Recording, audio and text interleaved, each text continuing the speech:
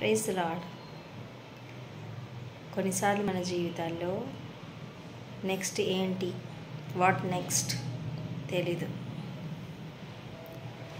సందిగ్ధంలో ఉంటాం, హోప్ ఉండదు, ఏం చేయాలో తెలీదు, ఎటు వెళ్ళాలో తెలీదు, ఎవరితో మాట్లాడాలో తెలీదు.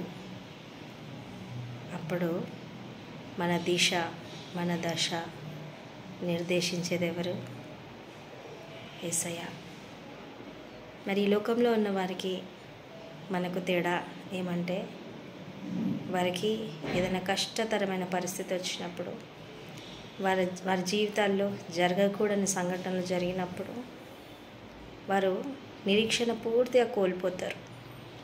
అంటే ఇంకా లైఫ్ లేదు నాకు, ఇంకా జీవితం లేదు నాకు, అయిపోయింది, అంతమే వచ్చింది అని నిరుత్సాహపడిపోయి కొన్నిసార్లు ప్రాణాలు కోల్పోతారు.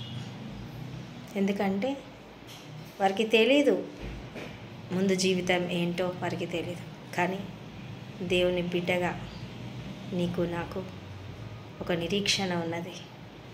ఏమంటే, మన దేవుడు మన చెయ్యి విడువడని, ఆయన ఎన్నడూ మనల్ని ఎడబాయడని, ఆయన మనల్ని నమ్మకమైన వాడిగా ముందుకు తీసుకొని వెళ్తాడు అన్న నిరీక్షణ మనల్ని మన జీవితంలో ముందుకు వెళ్ళేటట్లు శక్తిని అనుగ్రహిస్తుంది. మరి ఆ నిరీక్షణను మనం ఎన్నడూ కోల్పోవద్దు. ఎటువంటి పరిస్థితి గుండా వెళ్ళినా రేపేంటి అంటే దేవుడు రేపు చూసుకుంటాడు. మరి భవిష్యత్తు ఏంటి అంటే భవిష్యత్తు ఆయనే చూసుకుంటాడు. ఎందుకంటే ఆయన చేతిలోనే నువ్వు నేను ఉన్నాం కాబట్టి ఆయన మనల్ని ఎన్నడూ విడిచిపెట్టే దేవుడు కాడు.